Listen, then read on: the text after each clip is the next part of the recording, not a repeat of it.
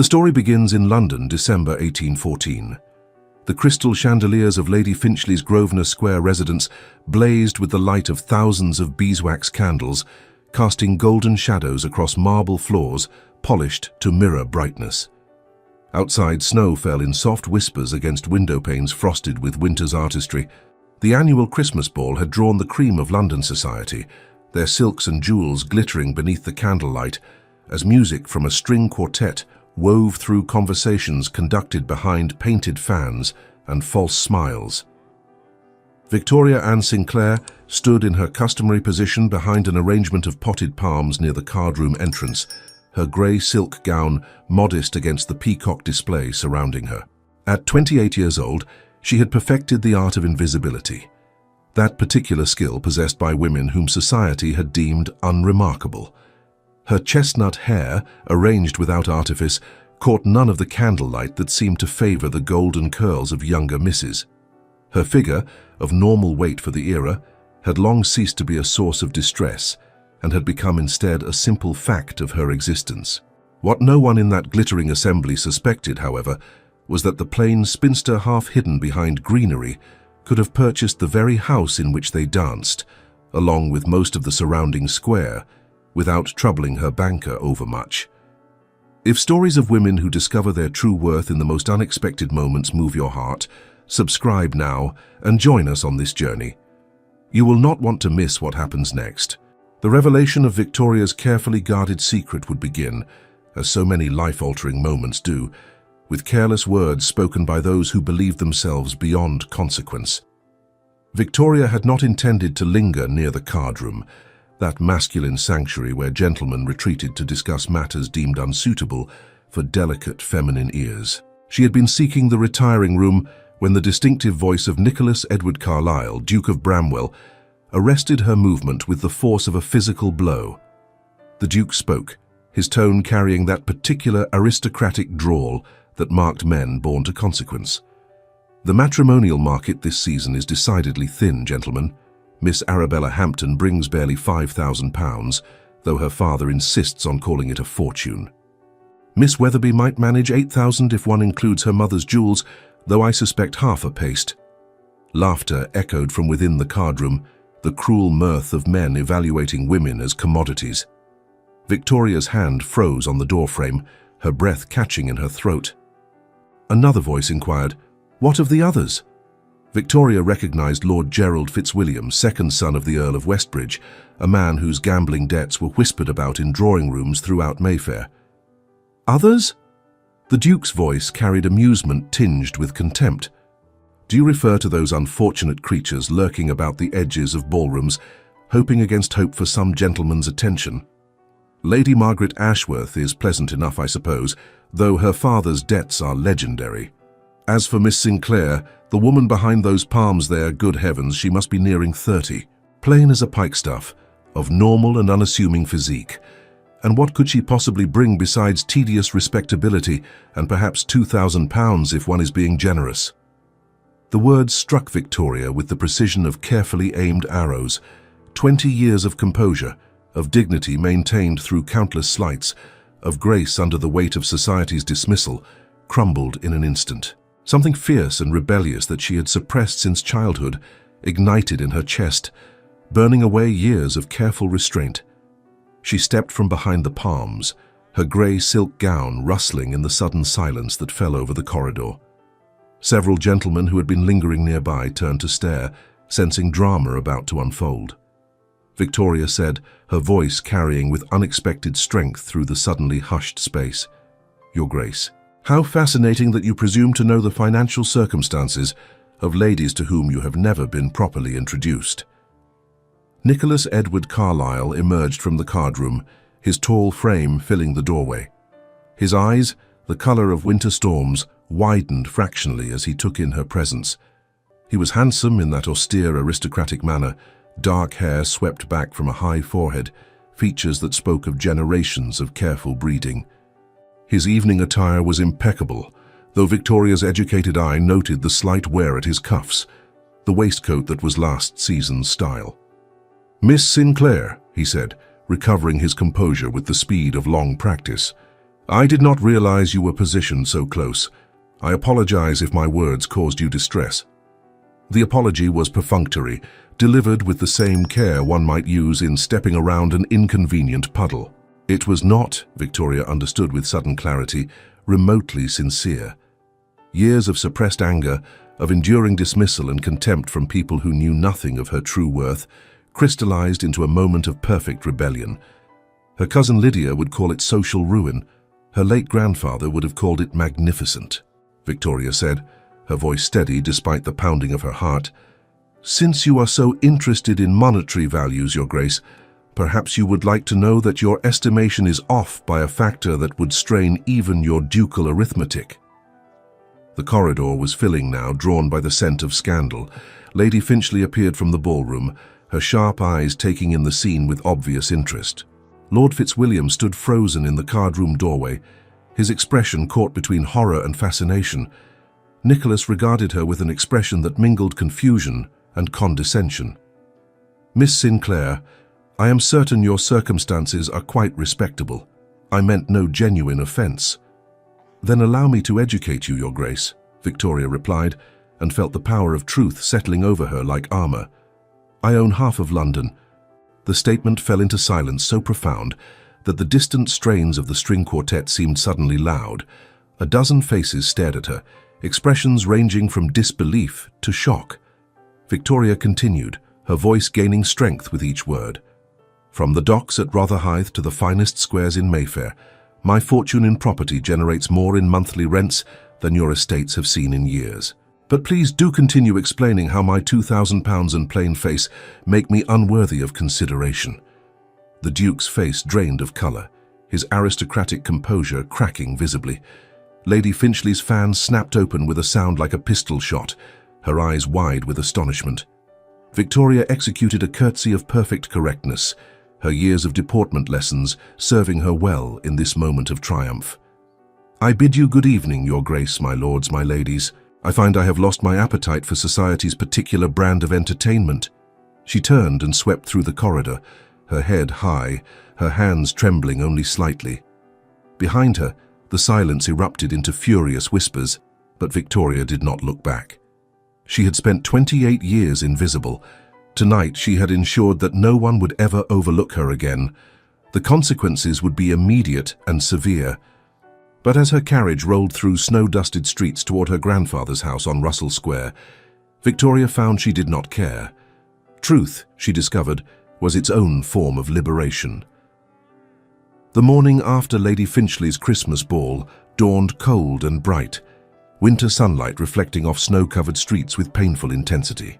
Victoria woke in her chamber at the Russell Square house to find her cousin Lydia already installed in the morning room, her expression a mixture of horror and reluctant admiration.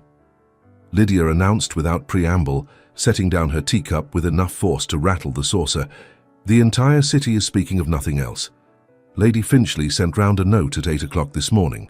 8 o'clock, Victoria. The woman must have written it before breaking her fast. Victoria poured herself tea from the silver service, her hands steady despite a night of little sleep. "And what does Lady Finchley have to say?" "She wishes to know if the claim is true," Lydia said, producing a cream-coloured note from her reticule. "Half the ton is calling it the ravings of a spinster, driven mad by rejection. The other half is frantically calculating property values in Mayfair." "It is true," Victoria said simply, settling into the chair opposite her cousin. "Every word." Lydia stared at her for a long moment, then released a breath that seemed to contain years of accumulated tension.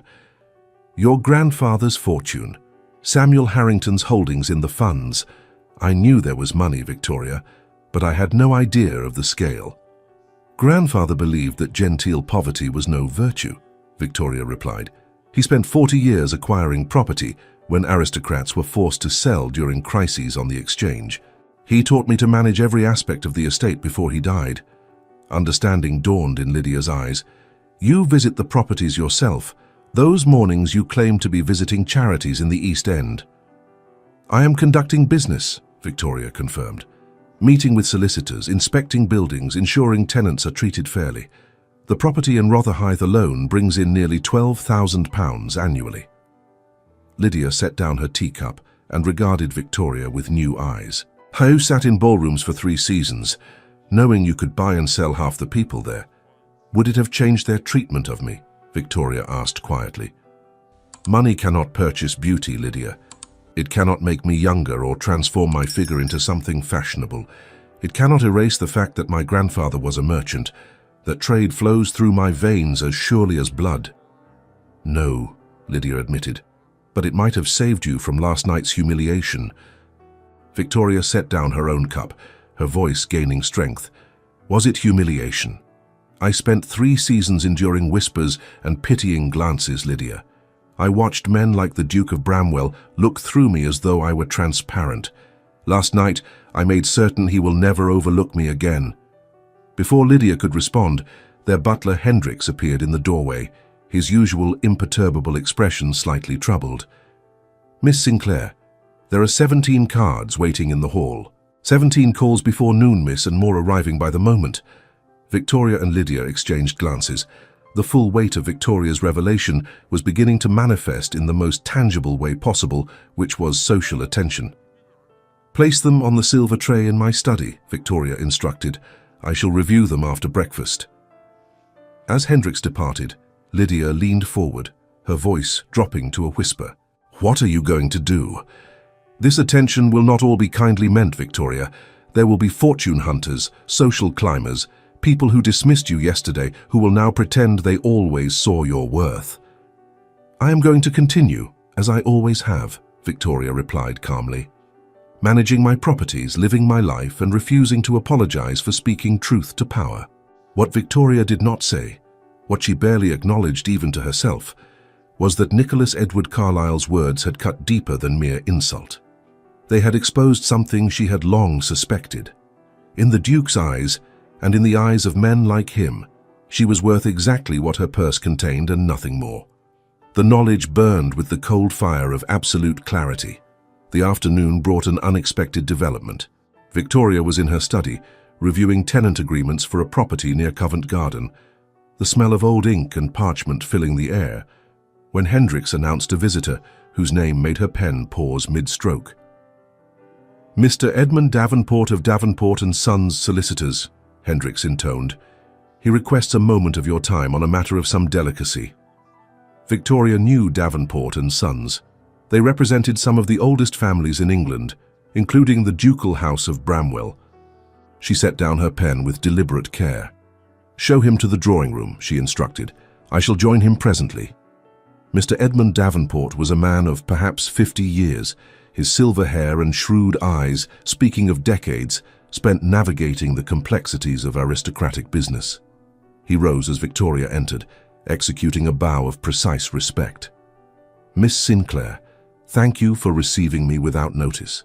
I come on behalf of a client who wishes to express his most sincere regret for words spoken in haste and ignorance." Victoria settled into a chair upholstered in sapphire velvet, her hands folded calmly in her lap. "Your client being the Duke of Bramwell, I presume?" "Indeed," Davenport confirmed, remaining standing until Victoria gestured for him to sit. "His Grace has asked me to convey his deepest apologies for the unconscionable manner in which he spoke of you last evening. He understands that no words can adequately address the offense given, but wishes you to know that he is profoundly ashamed of his conduct." "How convenient that his shame manifested only after learning of my fortune," Victoria observed, her tone pleasant, despite the steel beneath. "One might almost suspect the apology is motivated by financial interest rather than genuine remorse." Davenport had the grace to look uncomfortable. "I cannot speak to His Grace's private feelings, Miss Sinclair.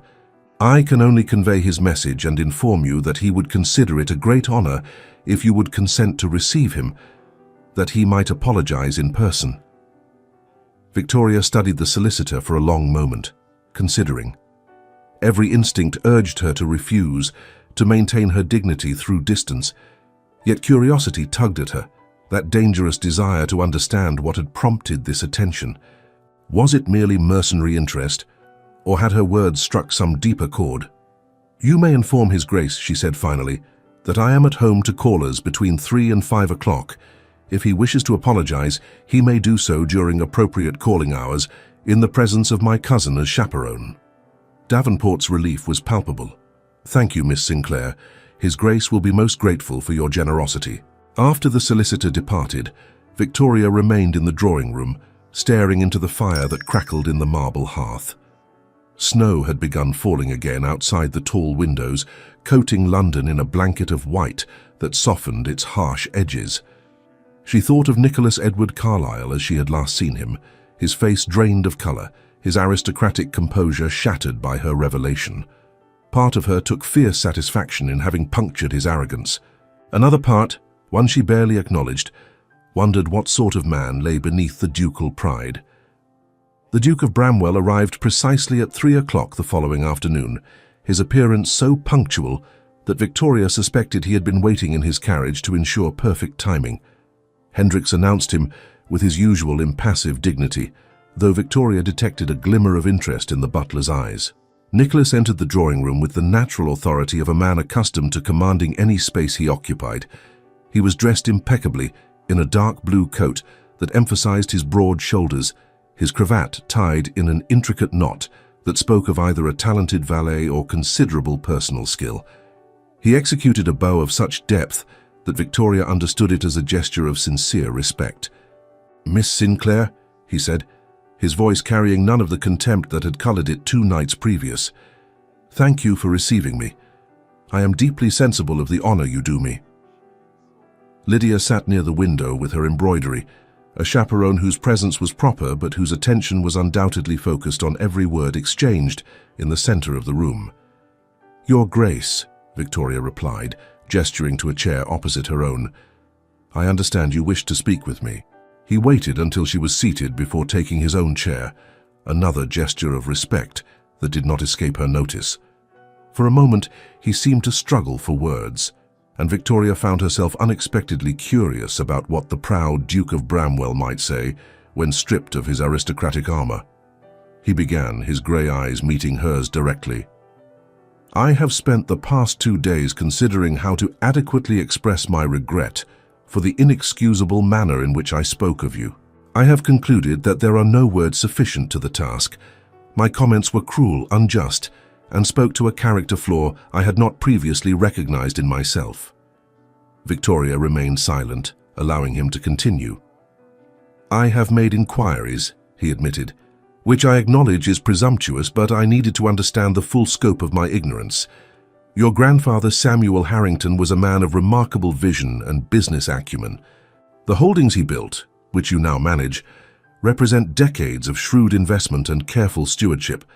The fact that you personally oversee these estates, that you visit tenants and maintain the properties with such care, speaks to a character that deserves profound respect." "And yet," Victoria said quietly, 2 nights ago, you valued me at £2,000 and dismissed me as plain and unremarkable." The words hung between them, sharp as winter frost.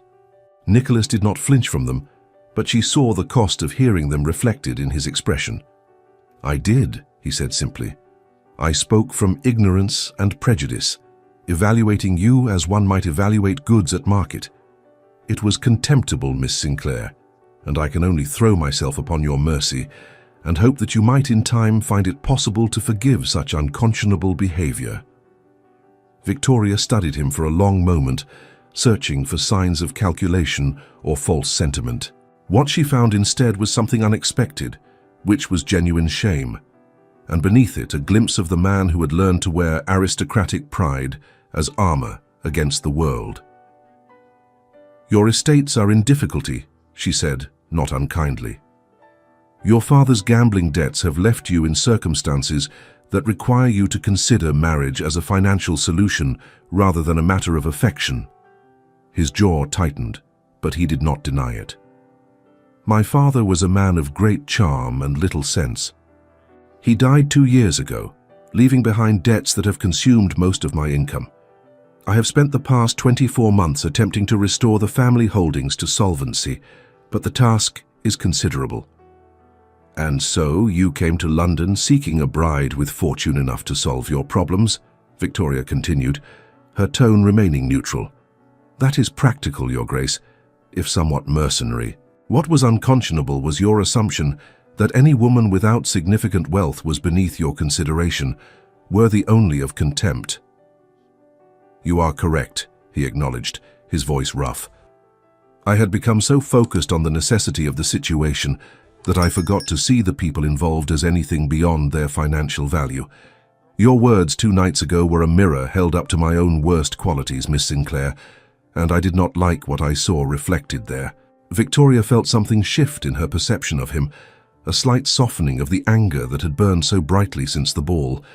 He was flawed, certainly, and his pride had led him to cruelty, but there was honesty in his acknowledgement, a willingness to confront his own failures that spoke to deeper character.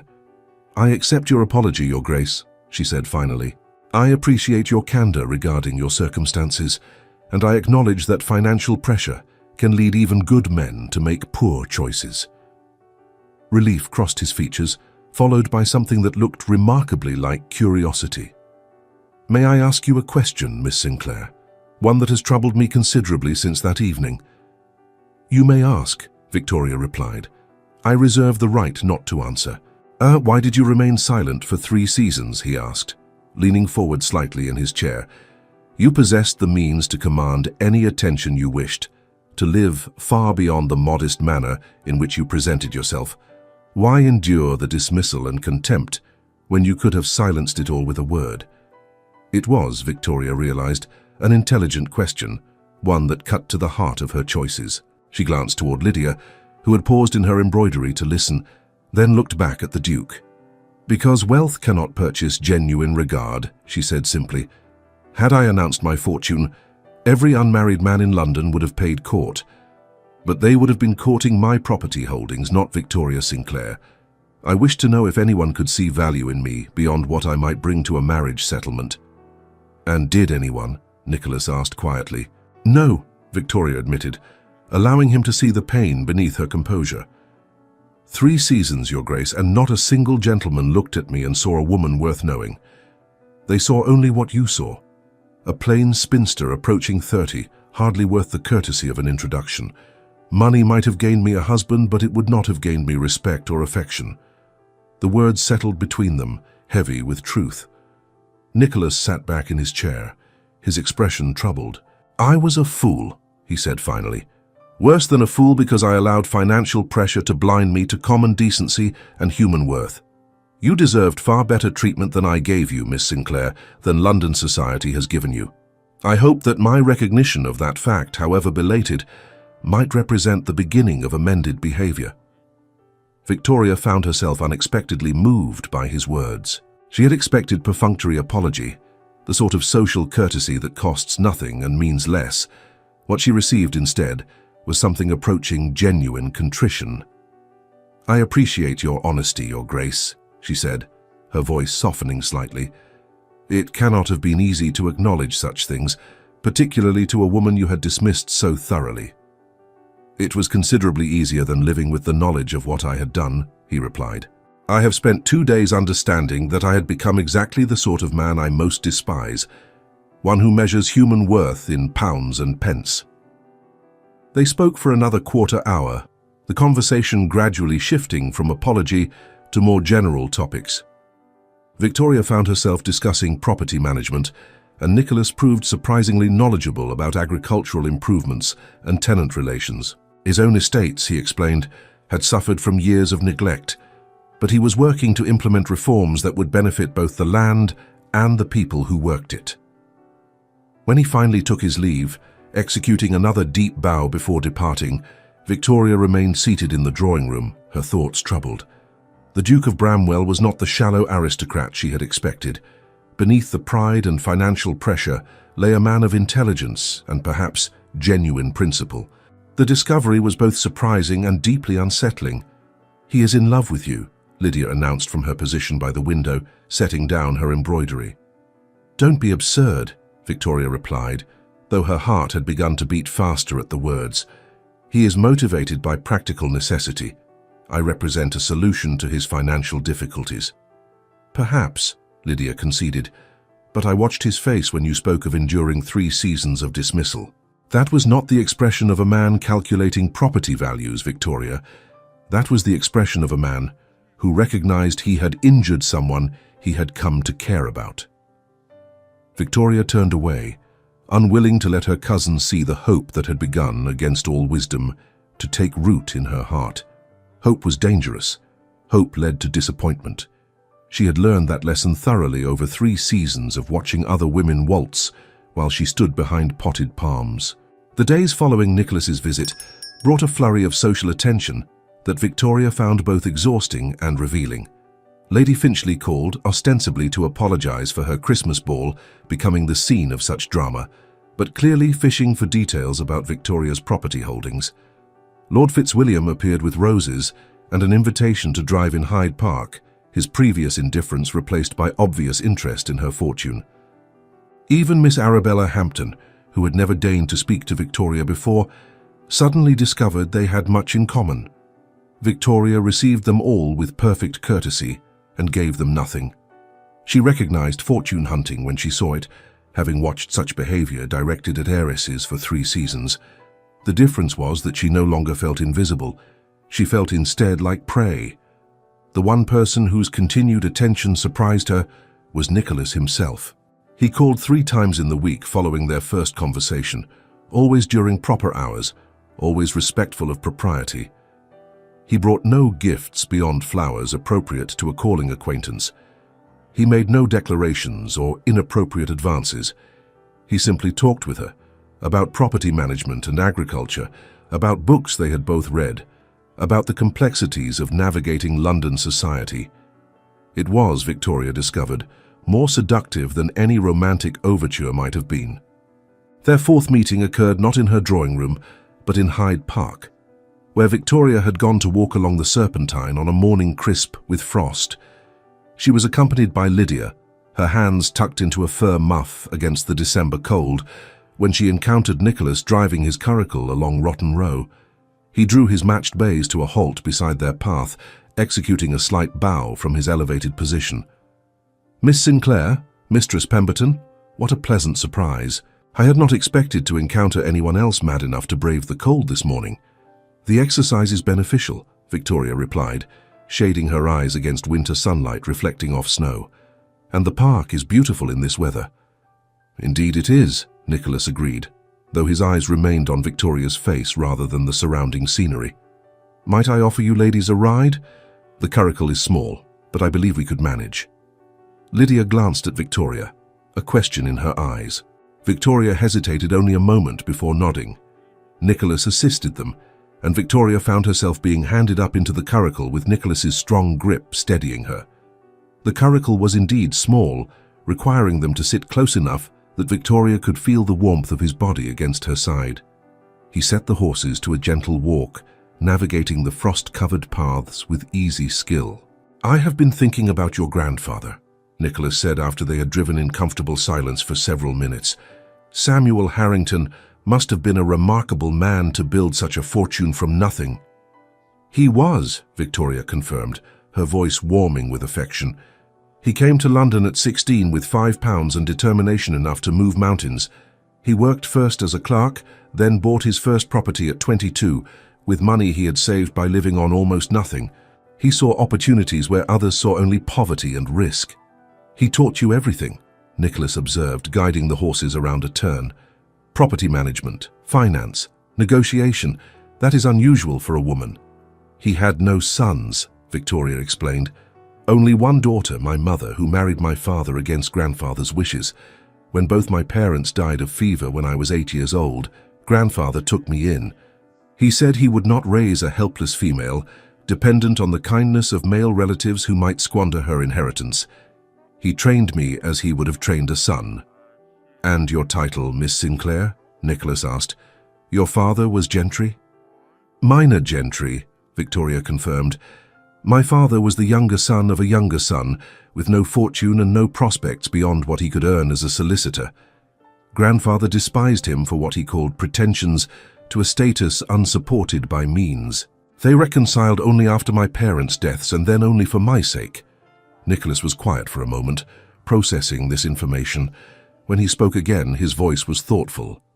"So you exist between 2 worlds, too gentle by birth to be accepted fully by merchants, too tainted by trade to be accepted fully by aristocracy. Precisely, Victoria said, surprised by his insight. I have spent my entire life being neither one thing nor the other, Your Grace. It is a lonely position. Nicholas, he said suddenly, turning to look at her directly. I wish you would call me Nicholas, at least when we are in company small enough to permit it. Your Grace sounds so formal, so distant. Victoria met his gaze, seeing genuine appeal in his grey eyes. It was a small intimacy he requested, the use of his Christian name, but one that implied friendship at the very least. Then you must call me Victoria, she replied, her voice soft. Though I warn you, Lydia will be scandalized. He smiled, the expression transforming his usually austere features into something approaching warmth. I suspect your cousin is made of sterner stuff than you credit, Victoria. The sound of her name on his lips sent an unexpected thrill through her. Victoria turned her attention to the winter landscape, unwilling to let him see how much that simple familiarity affected her. They drove for another quarter-hour, conversation flowing easily between them. Nicholas spoke of his estates in Northumberland, of his plans for agricultural improvements, and his hope to establish a school for tenant children. Victoria told him of her own properties, of her efforts to ensure fair rents and proper maintenance, of her dream to build housing for workers that would be both affordable and dignified. It was only as they approached the Sinclair townhouse on Russell Square that Victoria realized how much she had revealed, how thoroughly she had let down her guard with this man who had so cruelly dismissed her barely a week before.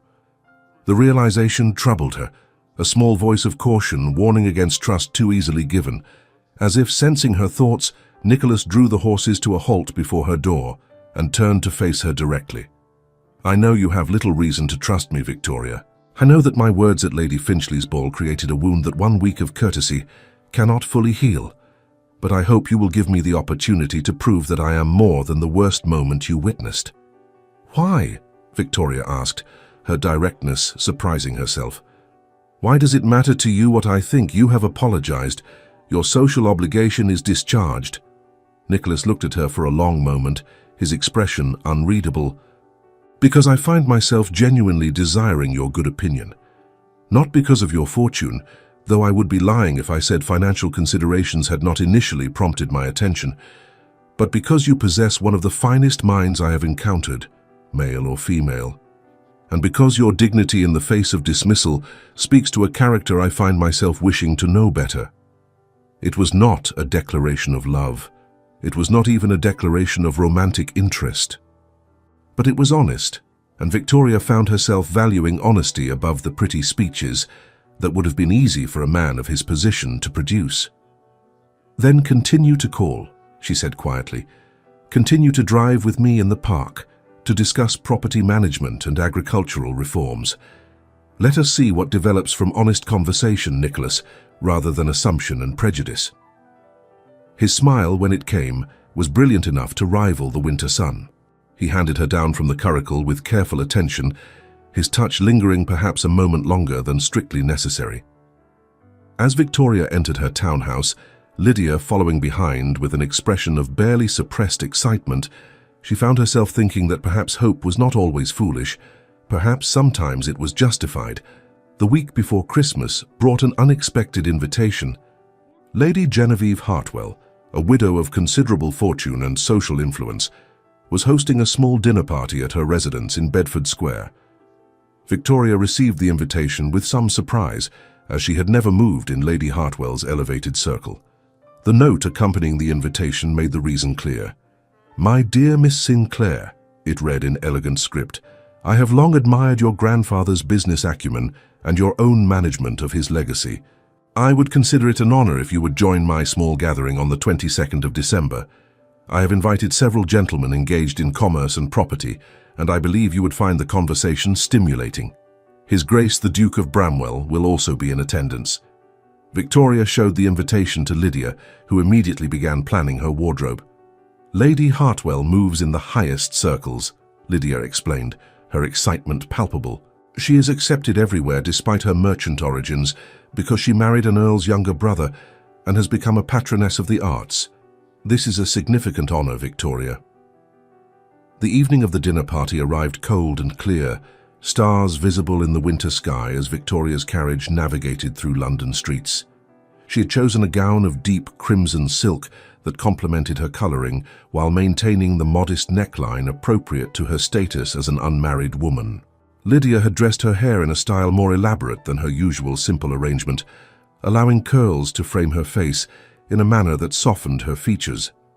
Lady Hartwell's residence in Bedford Square was elegant without being ostentatious, its drawing rooms warm with candlelight and the scent of hothouse flowers. Victoria was announced and entered to find perhaps 20 guests already assembled, their conversation creating a pleasant hum of sound. Nicholas stood near the fireplace, engaged in discussion with two gentlemen Victoria did not recognize. He looked up as she entered, his expression brightening in a manner that sent warmth through her chest. He excused himself from his companions and crossed the room to greet her. "Victoria," he said, offering a bow, "you look lovely this evening." "Thank you, Nicholas," she replied, allowing him to take her hand. "I confess, I am somewhat nervous. I do not know most of these people." "Then allow me to introduce you," he offered, his voice warm. "Lady Hartwell has assembled an interesting group. The gentleman near the window is Lord Quinton Hertford, who has invested heavily in canal development. The lady in green is Mistress Beatrice Cunningham, who runs a charitable foundation for orphaned children. That gentleman examining Lady Hartwell's collection of Chinese porcelain is Mr. Malcolm Fairfax, who owns textile mills in Manchester." As Nicholas guided her through the room, making introductions, Victoria gradually relaxed. These were not the dismissive aristocrats of the ballrooms she had endured. These were people engaged in commerce and improvement, individuals who valued practical accomplishment over empty breeding. Dinner was announced, and Victoria found herself seated between Nicholas and Lord Hertford, with Lady Hartwell presiding at the head of the table. The conversation quickly turned to matters of business and social improvement. "The high war tariffs on grain are strangling commerce," Lord Hertford declared, his voice passionate. "Artificial restrictions on imports benefit only the largest landowners while driving up prices for everyone else. The effect on property values in industrial cities has been catastrophic." "The effect on the poor has been worse," Mistress Cunningham interjected, her voice sharp with conviction. "Children are starving while wealthy aristocrats protect their monopoly on grain production. It is unconscionable." Victoria hesitated for a brief second, feeling the weight of the room's attention, before allowing her years of experience to speak. "The properties I own in Suffolk have seen tenant income decline by nearly 20% in the past 2 years, she explained. "Workers cannot afford both rent and food. I have been forced to reduce rents to prevent mass evictions, which has naturally affected my own income. But the alternative was to see families cast into the street."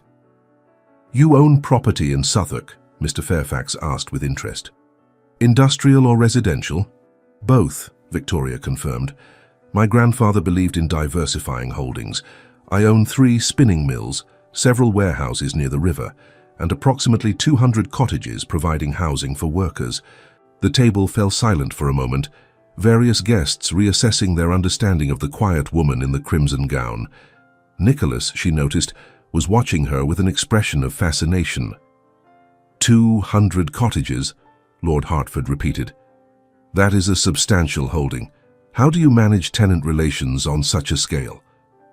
"I employ 3 property managers who report to me weekly," Victoria explained, warming to a subject she understood deeply. "We maintain strict policies regarding repairs and habitability. Rent increases are tied to a formula based on average wages in the area rather than arbitrary decisions. Tenants who fall on hard times through illness or injury are given grace periods rather than immediate eviction. It is both good business and the right thing to do." "Good business?" Lady Hartwell inquired, leaning forward with interest. "How so?" "Tenant loyalty," Victoria replied simply. "When people are treated fairly, they maintain the properties, pay rent reliably when they can, and stay for years rather than moving constantly.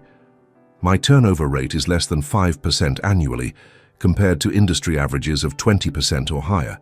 The money saved in repairs and lost rent more than compensates for the slightly lower rents I charge." The dinner continued in this vein, Conversations ranging from canal investments to educational reform to the moral obligations of property owners toward their tenants. Victoria found herself holding court in a manner that would have been unthinkable in the aristocratic drawing rooms she had endured for 3 seasons.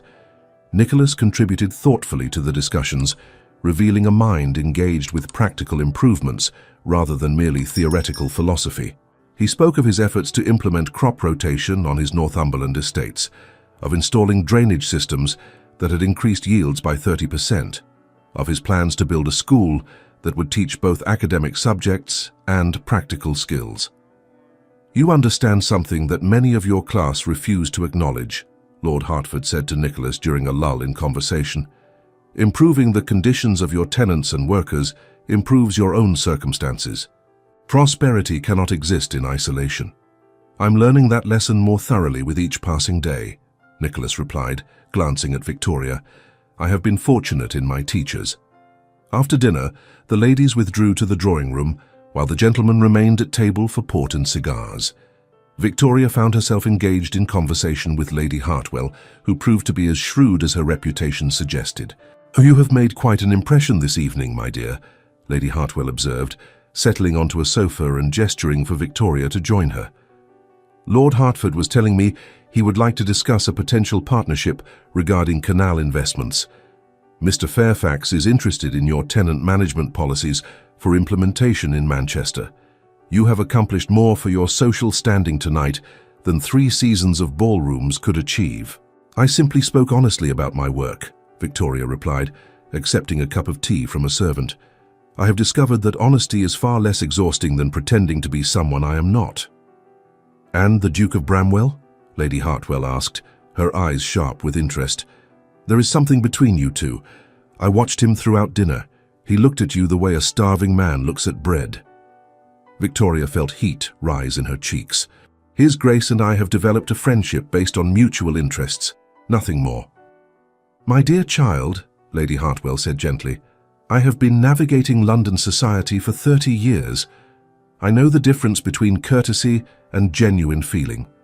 That young man is half in love with you already, whether he has acknowledged it to himself or not."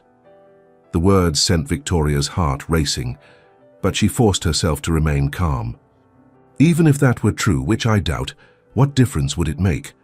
His Grace requires a wife with fortune to restore his estates. My fortune comes from trade, from property management and tenant relations. His family would never accept such a connection."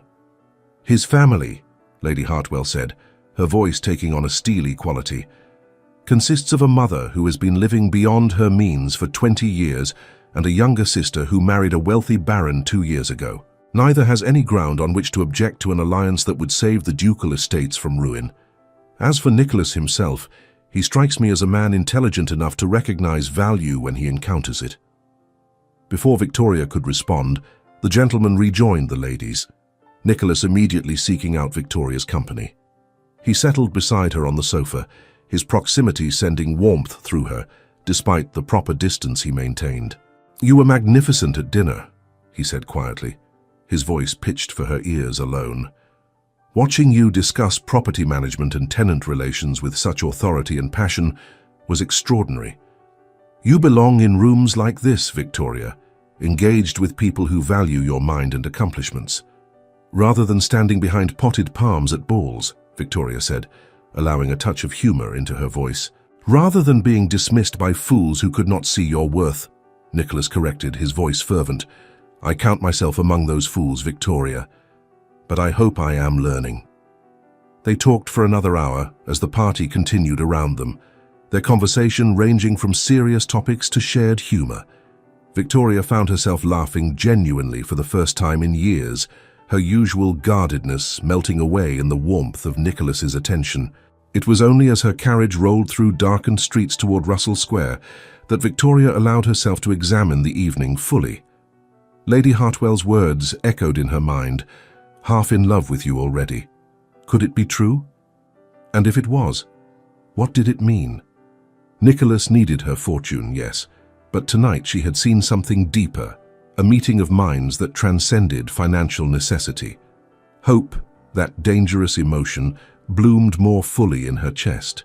Victoria pressed her hand against her heart, feeling its rapid beating, and wondered if perhaps, just perhaps, she might dare to believe in possibility. The week leading up to Christmas brought a series of events that would test both Victoria's newfound confidence and the developing connection between herself and Nicholas. The first blow came from an unexpected quarter, which was her cousin Richard, son of Lord Finchley.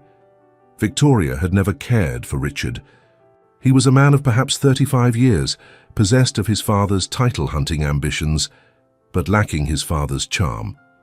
He had ignored Victoria completely during her 3 seasons in London, and she had been grateful for the neglect. His arrival at the Russell Square house 3 days before Christmas, therefore, came as an unwelcome surprise. "Cousin Victoria," he said, sweeping into her drawing room with an assumption of welcome that immediately set her teeth on edge. "How delightful to finally have opportunity for proper conversation. I have been hearing the most extraordinary things about our family's circumstances." Victoria remained seated, offering the minimum courtesy required by their distant kinship. "Richard, to what do I owe this unexpected visit?"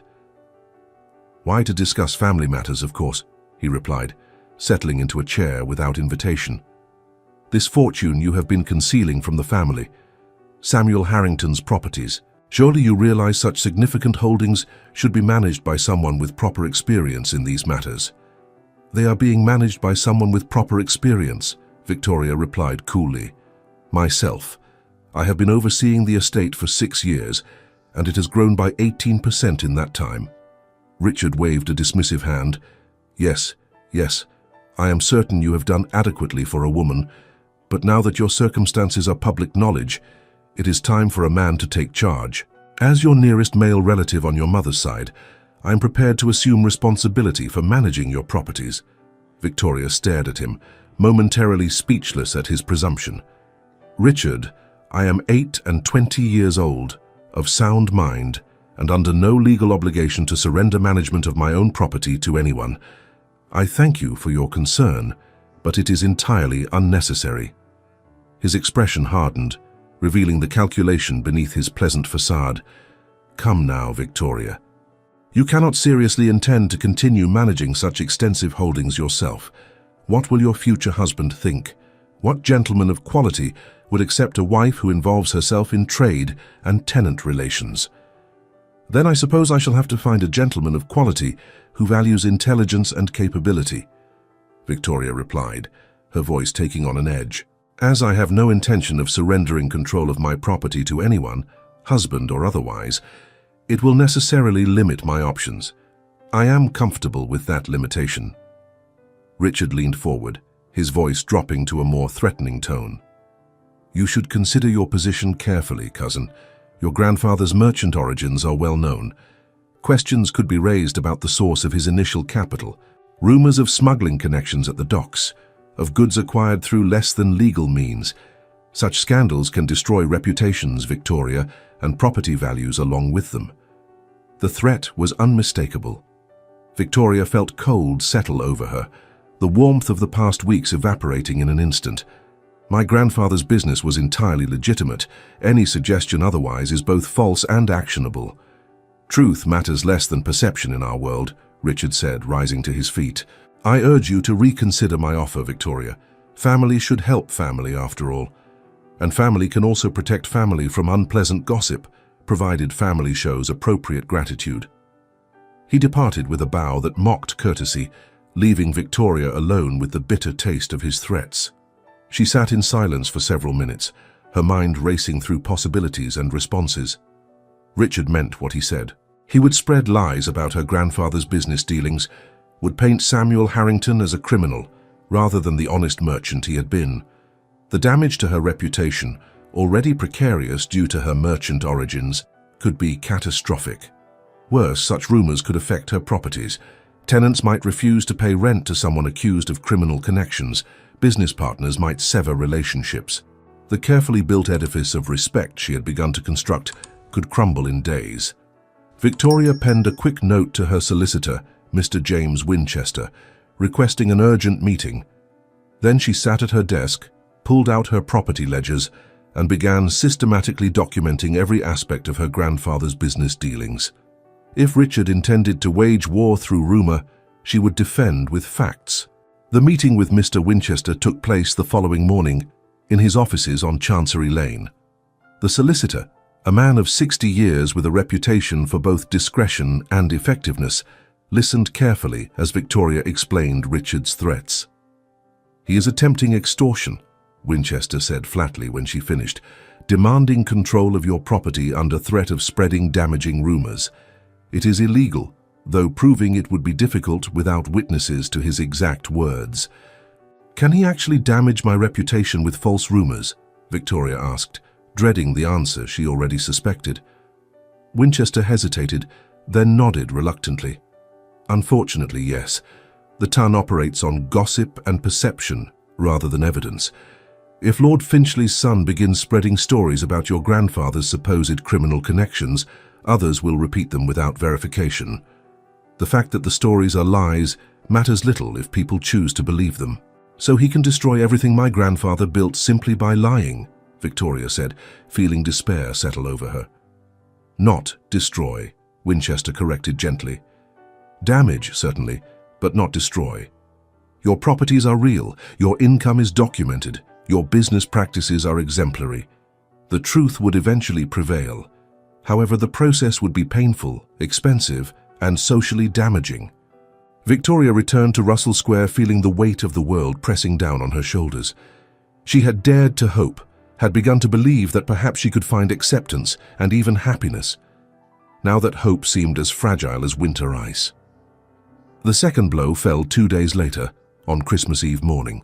Victoria was reviewing accounts in her study when Hendricks announced a visitor whose arrival sent shock through her system. "Mr. Edmund Davenport of Davenport & Sons," the butler intoned, his expression suggesting the news he brought was not pleasant. Davenport entered looking grave, his usual professional composure shadowed by distress. "Miss Sinclair, I come on an urgent matter that requires immediate attention and considerable financial resources." Victoria gestured him to a chair, her hands suddenly cold despite the fire burning in the hearth. "What has happened?" "Your properties in Southwark," Davenport said, pulling documents from his case. "5 of your largest tenants, including the manufactories, have broken their leases simultaneously. They cite newly discovered structural concerns that make the buildings unsuitable for continued occupation. Each is demanding return of advance rent payments and compensation for loss of trade." Victoria's mind raced through the implications. Those buildings were inspected thoroughly 6 months ago. There were no structural concerns. This is coordinated action. "I agree," Davenport confirmed. "However, the leases contain provisions allowing early termination if structural safety becomes questionable. Unless you can conclusively prove the buildings are sound, which would require expensive surveys by reputable master builders, you are legally obligated to return their advance payments and compensate them according to the lease terms." "How much?" Victoria asked, though she already suspected the answer would be devastating. £48,000, Davenport said quietly. "Due within the week, or the tenants will file suit. Given the timing Christmas Eve, I suspect this was planned to catch you without time to arrange financing through normal channels." Victoria sat back in her chair, the numbers cascading through her mind. She had £48,000 available, but withdrawing that much would leave her dangerously short of ready funds. She would be unable to cover upkeep costs for her other properties, unable to make necessary repairs, unable to weather any additional financial shocks. It would not destroy her, but it would severely weaken her position. "This is Richard's work," she said, certainty settling over her. "He threatened me 3 days ago. This is his response to my refusal to surrender control of my properties." Davenport nodded grimly. "I suspected as much. Lord Finchley's son has connections throughout the city. It would not be difficult for him to pressure your tenants, perhaps offering them alternative locations or financial incentives to break their leases simultaneously." Victoria stood and walked to the window, staring out at snow-covered streets. Christmas Eve should be a time of joy and celebration. Instead, she faced financial crisis orchestrated by a vindictive relative who sought to control her through destruction. "I can pay," she said finally, turning back to Davenport. "I will liquidate holdings, call in loans, whatever is necessary, but it will leave me vulnerable to further attacks." "There is another option," Davenport said hesitantly. "A loan at standard commercial rates. I could arrange financing through several sources within 24 hours. The terms would be favorable given your creditworthiness." "And the source of such financing?" Victoria asked, suspecting the answer. "Several possibilities," Davenport replied, "including His Grace the Duke of Bramwell, who has authorized me to offer any financial assistance you might require." Victoria closed her eyes, feeling the weight of impossible choices. Nicholas had money available, she knew. His estates were recovering, and he had mentioned funds that had proved profitable. He could loan her £48,000 without significant hardship. But accepting such a loan would place her in his debt, would create exactly the sort of financial entanglement that complicated relationships. More than that, it would mean admitting that she needed rescuing, that despite her wealth and independence, she could still be brought low by the machinations of cruel men. "Tell His Grace," Victoria said finally, her voice steady despite the turmoil in her heart, "that I appreciate his generous offer, but must decline. I will handle this matter through my own resources." Davenport looked as though he wished to argue, but something in Victoria's expression stopped him. He gathered his papers, assured her he would handle the legal arrangements for the payments, and departed. Victoria spent the remainder of Christmas Eve in her study, writing letters to her bankers, arranging the liquidation of government securities, calculating and recalculating her remaining liquid assets. By evening, she had ensured that the £48,000 would be available, though the cost to her financial security was significant. As church bells rang out midnight, marking the beginning of Christmas Day, Victoria sat alone in her study and allowed herself one moment of despair. She had been so close to happiness, to genuine connection with a man who seemed to value her for herself rather than merely her fortune. Now financial crisis threatened everything, and worse, Richard's promised rumors would soon spread, destroying the fragile acceptance she had begun to build in Lady Hartwell's circle. The knock on her study door came as a surprise. Victoria looked up to find Lydia entering, her expression concerned. "You have been here for 12 hours, Lydia said gently. "It is Christmas morning, Victoria. Come away from these papers." "I cannot," Victoria replied, her voice rough with exhaustion. "There is too much to manage, too many arrangements to make." Lydia crossed the room and took Victoria's hand, pulling her to her feet. "The arrangements are made. The money will be paid. For tonight, for this one Christmas morning, allow yourself to rest." Victoria allowed herself to be led to her chamber, to be helped from her gown and into her nightclothes. But sleep did not come. She lay awake in darkness, listening to snow tap against windows, and wondered how dreams could crumble so quickly into dust. Christmas morning brought an unexpected visitor.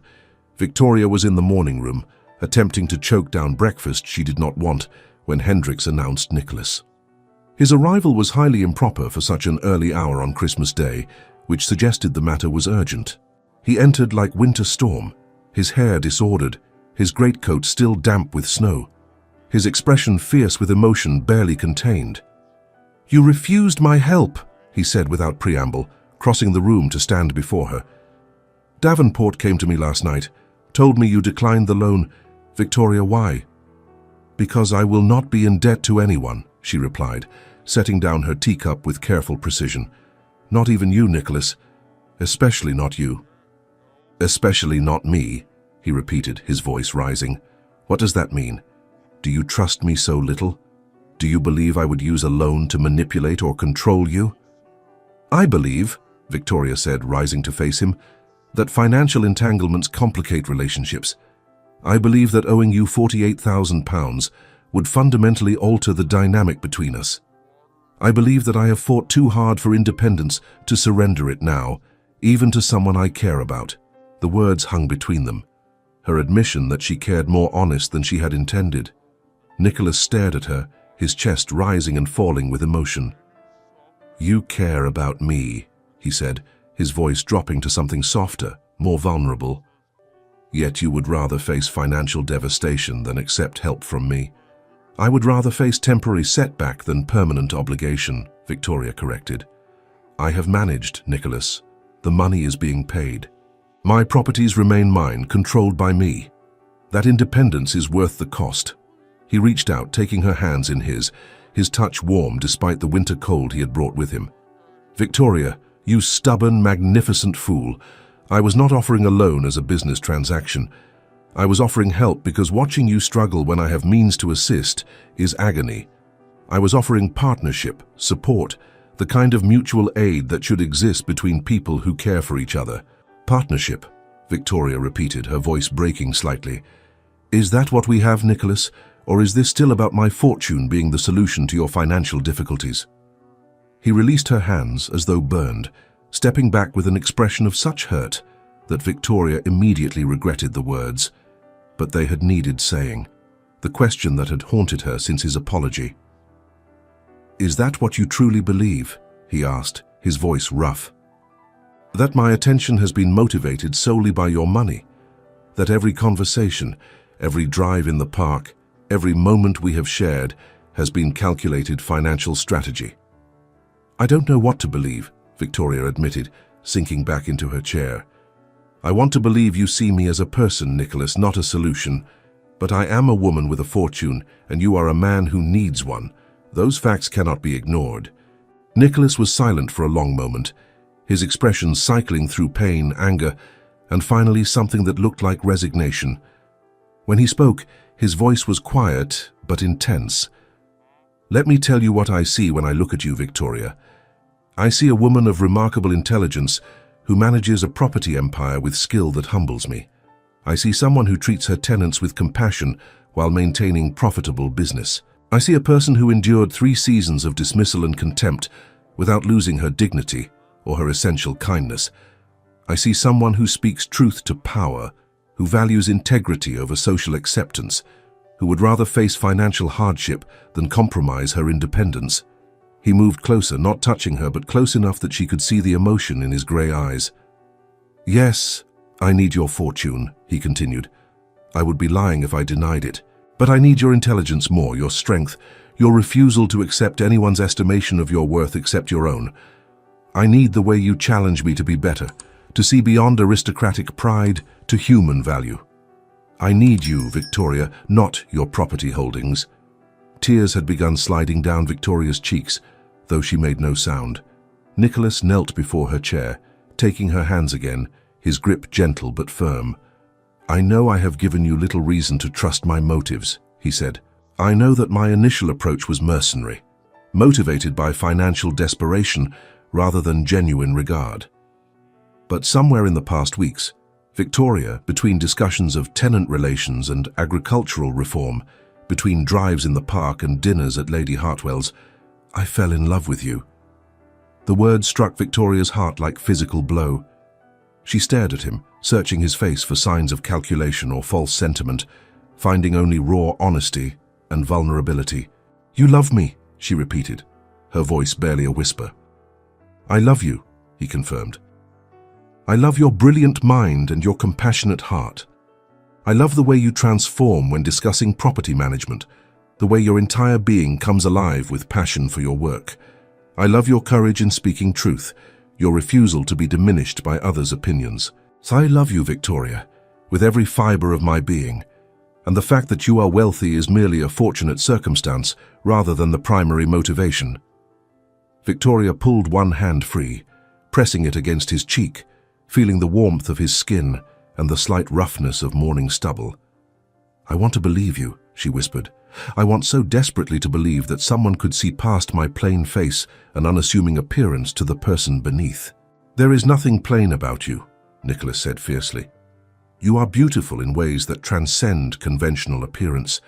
You are radiant when you speak of your work, magnificent when you defend your principles, extraordinary in every way that matters. He rose, pulling her to her feet, his hands framing her face with infinite tenderness. Let me help you, Victoria. Not as debtor and creditor, but as partners facing adversity together. Let me stand beside you as you navigate Richard's threats. Let me love you not for your fortune, but despite it, because the woman you are transcends any monetary value. Victoria searched his eyes for another long moment, then made her decision. She rose on her toes and kissed him, pouring into that kiss all the hope and fear and desperate longing she had suppressed for so long. Nicholas responded with a passion that stole her breath, his arms coming around her, holding her as though she were precious beyond measure. The kiss deepened, months of restraint dissolving into mutual recognition and desire. When they finally broke apart, both breathing hard, Nicholas rested his forehead against hers. "Marry me," he said, the words simple, but weighted with everything he felt. "Not for money or social advantage or anything beyond the fact that I love you and cannot imagine my life without you in it." "Yes," Victoria whispered, her voice trembling with joy and terror. "Yes, Nicholas, I will marry you." He kissed her again, tender and reverent, then pulled back to look at her seriously. "We need to address Richard's threats and the financial attack. Together, Victoria. No more handling everything alone." She nodded, allowing herself for the first time in her life to lean on someone else's strength. "Together," she agreed. They spent the remainder of Christmas morning planning their strategy.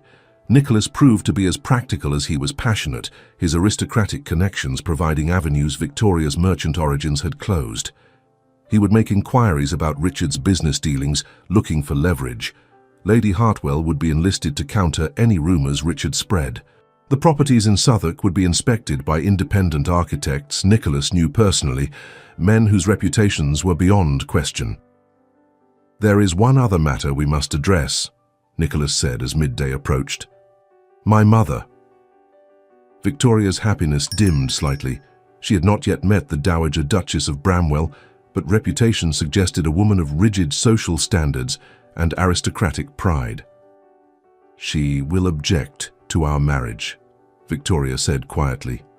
"I am exactly what she would least desire for her son, merchant origins, plain appearance, approaching 30. "She will object initially," Nicholas confirmed. "My mother has specific ideas about appropriate duchesses, none of which include property management or tenant relations. But she is also practical enough to recognize that our estates require immediate financial infusion, and that you are the only woman I have ever seriously considered marrying." "How reassuring," Victoria said dryly. "She will accept me because I can save the family finances." "She will accept you," Nicholas corrected, "because I will give her no choice, because you are remarkable and she will eventually recognize that fact, and because if she does not accept you, she will lose her son." The words were said with such finality that Victoria understood he meant them absolutely. Nicholas would choose her over his mother's approval, over social acceptance, over everything. The knowledge settled something in her heart that had been unsettled since childhood. The confrontation with the Dowager Duchess came sooner than expected. She arrived at Russell Square that very afternoon, her carriage pulling up with the authority of one accustomed to command. Victoria received her in the formal drawing room, Lydia positioned nearby as chaperone and witness. The Dowager Duchess swept in like an ice storm given human form. She was perhaps 60 years old, tall and imposing despite her years, her silver hair dressed in an elaborate style that belonged to an earlier era. Her gown was expensive but slightly dated, her jewels magnificent but fewer than one might expect of a duchess. Victoria recognized in an instant the signs of genteel poverty maintained through rigid pride. "So," the Dowager said without preamble, her voice as cold as her expression, "you are the merchant's granddaughter who has ensnared my son." "I am Victoria Sinclair," Victoria replied, rising to execute a curtsy of precise correctness. "And I have ensnared no one, Your Grace. Your son has honored me with a proposal of marriage, which I have accepted." "A proposal motivated by the £48,000 he so generously offered to loan you," the Dowager said, her tone making it clear she considered Victoria's acceptance of financial help to be evidence of calculation. "A loan I declined," Victoria corrected calmly. "I am handling my financial difficulties through my own resources, as I have handled all aspects of my business for the past 6 years. The Dowager's eyes narrowed. "Business. You manage property, I am told. Visit tenants personally, negotiate leases, involve yourself in trade. You do realize that a Duchess of Bramwell cannot continue such activities.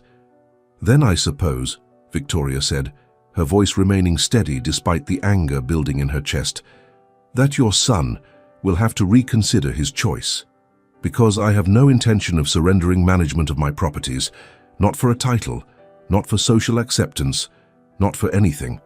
They stared at each other across the elegant drawing room, two women from different worlds, neither willing to yield.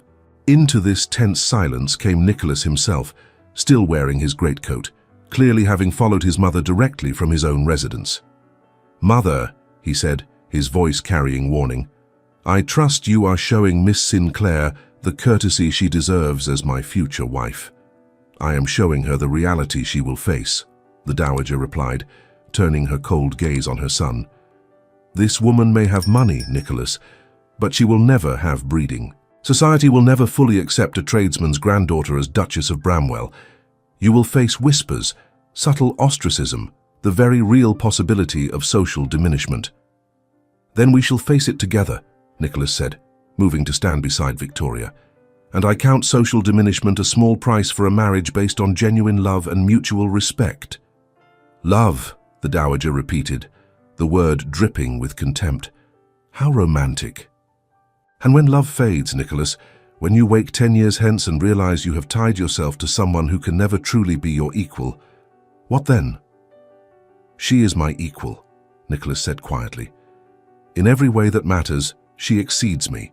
Her intelligence, her compassion, her strength of character, all surpass anything I might bring to the marriage. I am fortunate beyond measure that she has agreed to have me." Victoria reached for his hand, feeling tears prick her eyes at his unwavering support. The dowager watched this gesture with an expression impossible to read.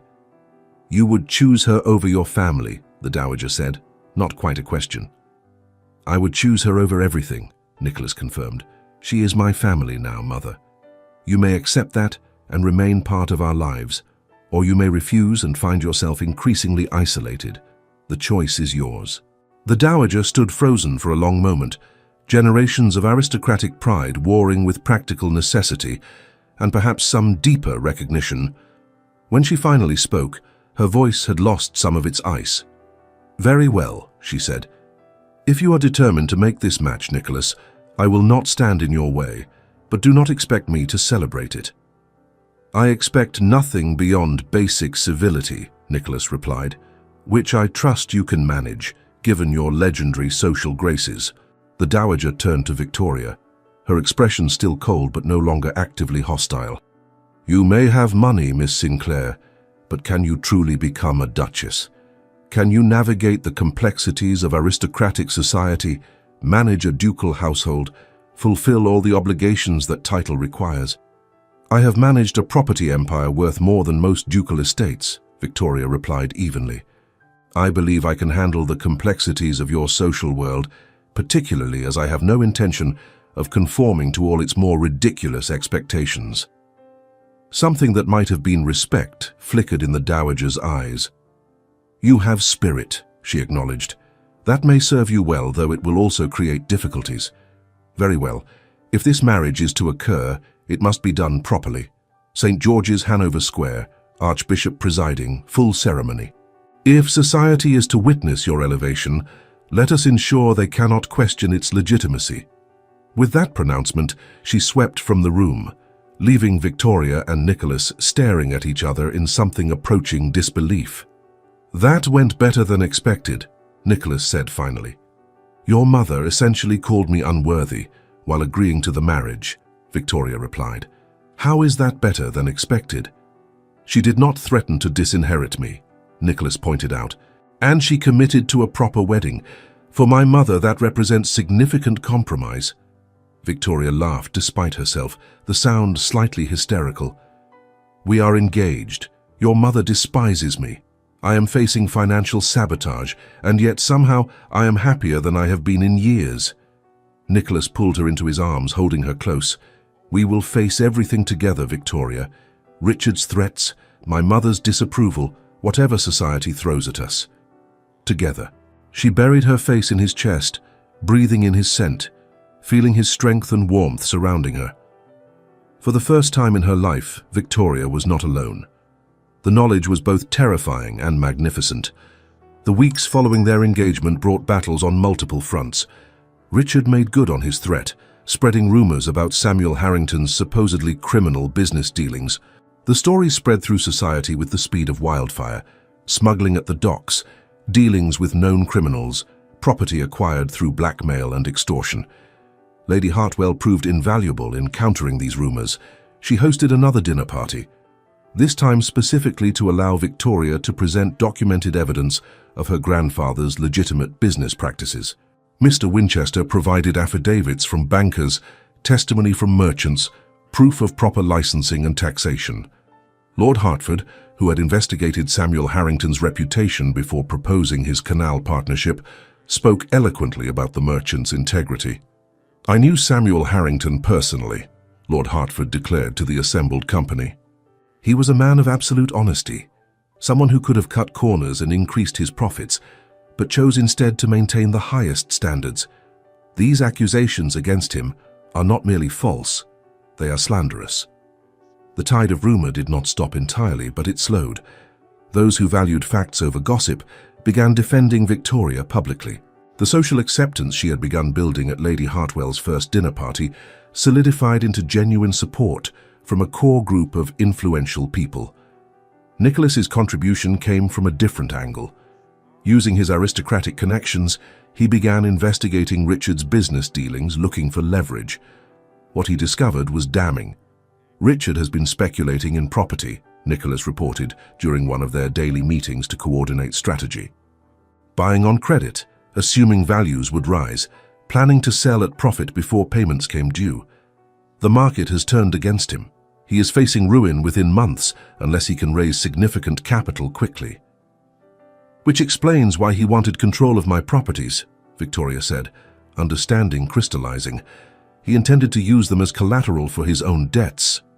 "Precisely," Nicholas confirmed. "When you refused, he attempted to force your hand through coordinated attack on your Southwark holdings. When that failed, he turned to character assassination, hoping to damage your reputation enough that you would accept his help to restore it." "What do we do with this information?" Victoria asked. Nicholas smiled, the expression containing no warmth. "We make him an offer.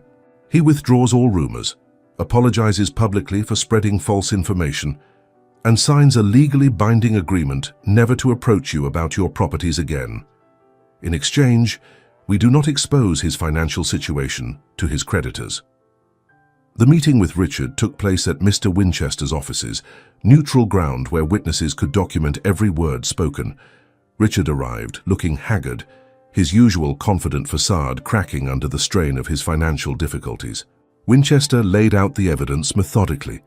Documents showing Richard's property speculations, letters from creditors demanding payment, proof that he had pressured Victoria's tenants to break their leases. The case was overwhelming. "You have attempted to destroy Miss Sinclair's reputation through false accusations," Winchester concluded. "You have engaged in what amounts to extortion, demanding control of her properties under threat of social destruction. These actions could result in legal prosecution and certainly in complete social ruin once made public." Richard stared at the documents, his face pale. "What do you want?" "Public retraction and apology," Nicholas said flatly. "You will announce at the next major social gathering that your previous statements about Samuel Harrington were based on incorrect information, that you have since verified his business practices were entirely legitimate, and that you regret any distress your mistakes caused Miss Sinclair. You will sign a legal document renouncing any claim to influence over her properties, and you will never approach her again with demands or threats." "And if I do this?" Richard asked, his voice hoarse. "We remain silent about your financial situation," Victoria said, speaking for the first time. "We allow you time to extricate yourself from your difficulties without the additional pressure of creditors calling loans due immediately. We give you the opportunity to rebuild without destroying you completely." "You would do this for me?" Richard asked, a sneer curling his lip as he sought to regain some ground. "I suppose a woman cannot stomach the thought of truly crushing an opponent. You will bankrupt yourself with sentimentality before the year is out." Victoria regarded him with absolute calm. It is not sentimentality, Richard. It is the understanding that mercy demonstrates power far more effectively than cruelty ever could. Sign the papers." He signed the documents with shaking hands, his defeat absolute. His public apology came at Lady Finchley's 12th night ball, delivered with obvious reluctance, but documented by dozens of witnesses. The rumors did not vanish entirely, but they lost their power, dismissed as the false accusations Richard himself admitted them to be. With that crisis resolved, Victoria and Nicholas turned their attention to preparing for their wedding. The ceremony was scheduled for late January, giving society 6 weeks to adjust to the scandal of a duke marrying a merchant's granddaughter. The Dowager Duchess, true to her word, ensured the wedding would be conducted with full ducal ceremony. St. George's, Hanover Square was booked, the Archbishop secured, invitations sent to everyone of consequence in London. If society was to witness Victoria's elevation, the Dowager seemed determined to eliminate any possibility of questioning its legitimacy. The wedding preparations brought Victoria and Nicholas closer, their partnership deepening as they navigated everything from guest lists to settlement agreements. Nicholas's solicitors worked with Winchester to create marriage contracts that protected Victoria's independent control of her properties, while also ensuring the Bramwell estates received sufficient capital infusion. "I want it documented," Victoria insisted during one particularly complex negotiation, "that my properties remain under my sole management, that the income I generate belongs to me, though I will naturally contribute to household expenses and estate improvements, that I retain the right to continue my business activities without seeking permission." "Some will see such arrangements as unseemly," the Dowager commented, having invited herself to the negotiations. "Wives typically yield all property control to their husbands." "Then those people need not concern themselves with my marriage," Victoria replied calmly. "Nicholas and I are building a partnership based on mutual respect and shared responsibility. That requires protecting both parties' interests and independence." The Dowager regarded her for a long moment, then surprised everyone by nodding. "Very well. I may not approve of your unconventional approach, Miss Sinclair, but I respect your insistence on clear terms. Too many women enter marriage with vague promises and find themselves trapped. At least you are entering with eyes open." It was, Victoria recognized, as close to approval as she was likely to receive from Nicholas's mother. She would take it. The wedding morning dawned cold and bright, the first day of February bringing clear skies and winter sunlight that painted London in shades of gold and silver. Victoria woke early in her chamber at Russell Square, her wedding gown laid out across a chair, her future arriving with terrifying inevitability. Lydia helped her dress, the ivory silk falling in elegant lines that emphasized Victoria's figure without attempting to conceal it. The modiste had created something magnificent, a gown that made no apologies for the woman wearing it. Victoria's hair was dressed simply, allowing her natural beauty to show rather than attempting to transform her into something she was not. "You are beautiful," Lydia said, tears in her eyes. "Victoria, you are absolutely beautiful." Victoria looked at herself in the mirror and, for perhaps the first time in her life, believed the words. She was beautiful, not despite her merchant origins or unassuming physique or approaching 30 years, but because of everything those things represented. She was strong, successful, accomplished. She had built a fortune and maintained it through intelligence and hard work. She had spoken truth to power and won, and she was about to marry a man who saw all of that and loved her for it. The wedding procession to St. George's drew crowds, curious Londoners lining the streets to watch the merchant's granddaughter become a duchess. Some faces showed curiosity, others skepticism, but many showed something approaching approval. Victoria had become, in the weeks since her confrontation with Nicholas at the Christmas ball, something of a symbol, the woman who refused to be diminished by society's expectations. St. George's, Hanover Square was packed with guests, the church filled with the cream of London society, and many of Victoria's business associates. Lady Hartwell occupied a place of honor near the front, her expression radiating satisfaction. Lord Hertford and Mistress Cunningham sat together, their presence representing the world Victoria came from and would continue to inhabit. Even some of Victoria's tenants had gathered outside the church, waiting to catch a glimpse of the woman who treated them fairly, becoming a duchess. Nicholas waited at the altar in full ceremonial dress, his expression transforming as Victoria appeared at the entrance. She saw love in his eyes, and pride, and something that looked like awe. He watched her walk down the aisle as though she were the most precious thing in the world, and Victoria felt her heart swell with emotion. The Archbishop performed the ceremony with appropriate solemnity, his words carrying through the hushed church. Victoria and Nicholas spoke their vows clearly, each promising to honor and respect the other, to build a life based on partnership and mutual support. When Nicholas slipped the ring onto her finger, his hands were steady, his voice firm. "With this ring, I thee wed. All that I am I give to you. All that I have, I share with you." Victoria returned the vow, her own voice clear despite tears streaming down her face. "All that I am I give to you. All that I have I share with you." The Archbishop pronounced them married, and Nicholas kissed her with a tenderness that belied the passion she knew lay beneath. The congregation erupted in applause, some enthusiastic, some polite, but all acknowledging the union that had just been sealed. The wedding breakfast at Bramwell House in St. James's was an elaborate affair, the Dowager having spared no expense in demonstrating that the new Duchess of Bramwell would be received with full honours. Victoria moved through the reception, receiving congratulations and carefully concealed skepticism with equal grace. Several interactions stood out. Lady Finchley approached with what appeared to be genuine warmth, apologising for having hosted the ball where Victoria had been so insulted. Lord Fitzwilliam, who had laughed at Nicholas's cruel words, offered stiff congratulations before retreating quickly. Miss Arabella Hampton, whose brief friendship had evaporated when Victoria's fortune was revealed, maintained cold distance. But Lady Hartwell's words, spoken as she embraced Victoria warmly, meant more than all the aristocratic approval in the room. "You have done something remarkable," she said quietly. "You have shown that worth is not determined by birth or conventional beauty, that intelligence and character matter more than breeding. You have given hope to every woman who has been dismissed by society's narrow standards." As evening approached and guests began to depart, Victoria found herself alone with Nicholas in the Bramwell House library, a room lined with books and warmed by a fire crackling in a massive hearth. "Your Grace," Nicholas said, his voice teasing. "How does it feel to be a duchess?" "Strange," Victoria admitted, settling into a chair near the fire. "I am the same person I was this morning, yet now I have a title and responsibilities I never imagined." Nicholas knelt beside her chair, taking her hands in his. "You will be magnificent in this role, just as you are magnificent in everything you do.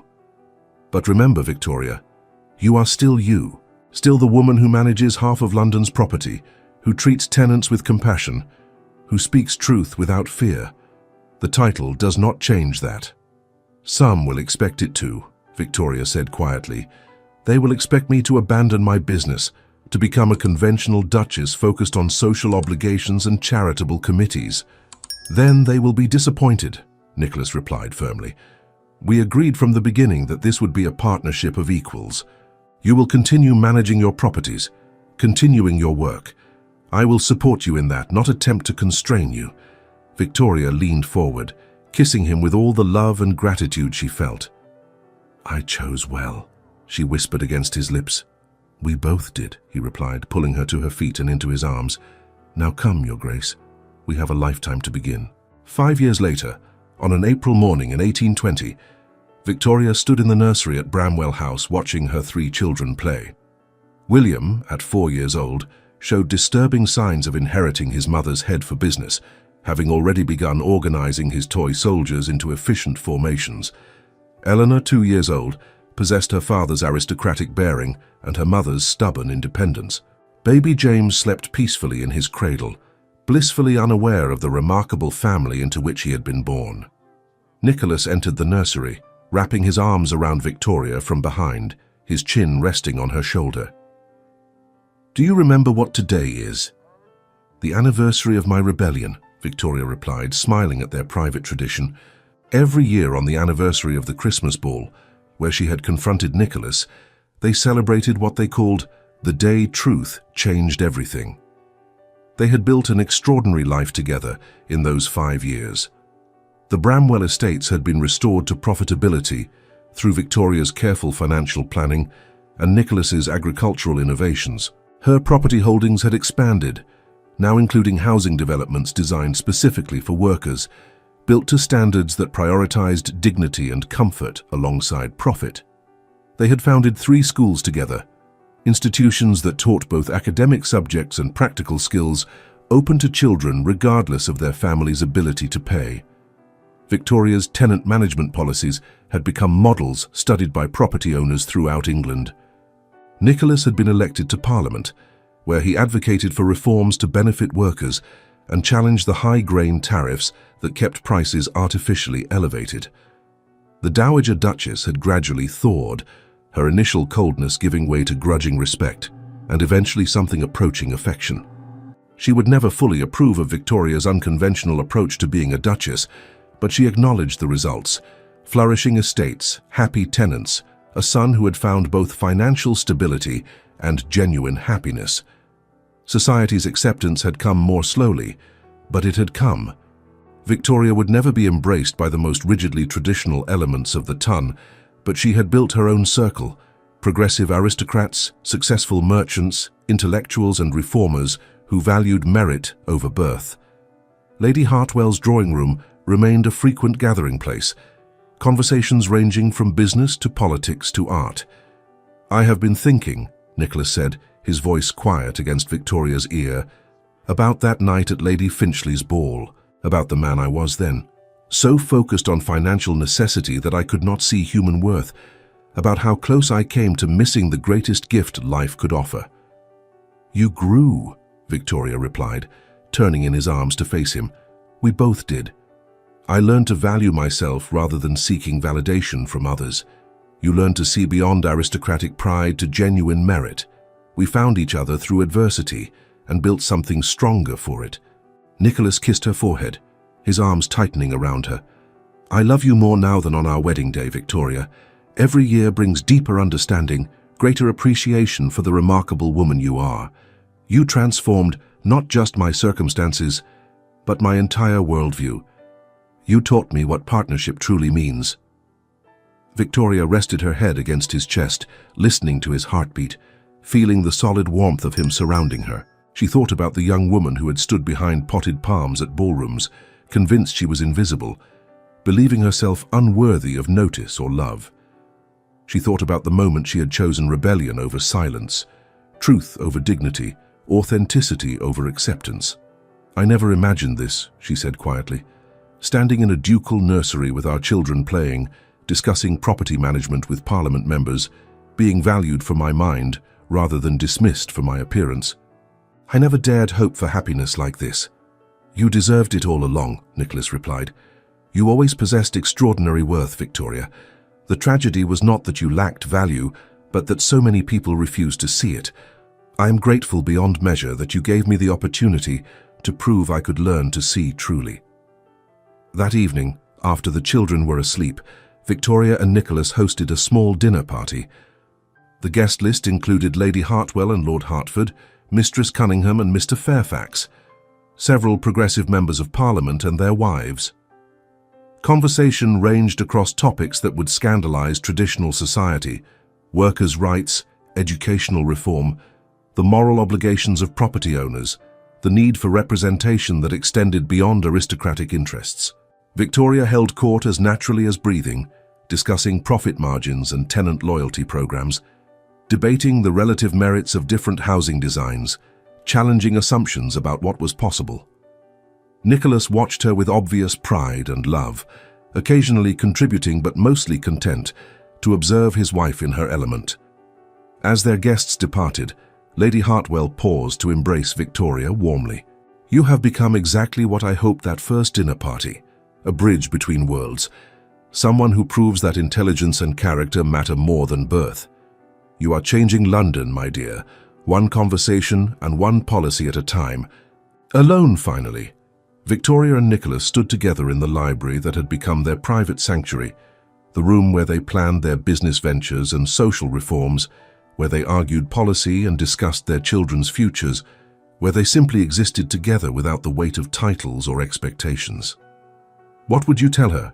Nicholas asked, pulling Victoria into his arms. The young woman standing behind those palms at Lady Finchley's ball, convinced she was invisible and unworthy. What would you tell her if you could? Victoria considered the question seriously, thinking about everything she had learned in the years since that transformative night.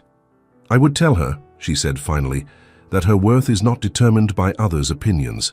That value does not diminish with age or deviation from conventional beauty standards. That the greatest courage is speaking your truth, because you never know who might be listening, ready to see you truly for the first time."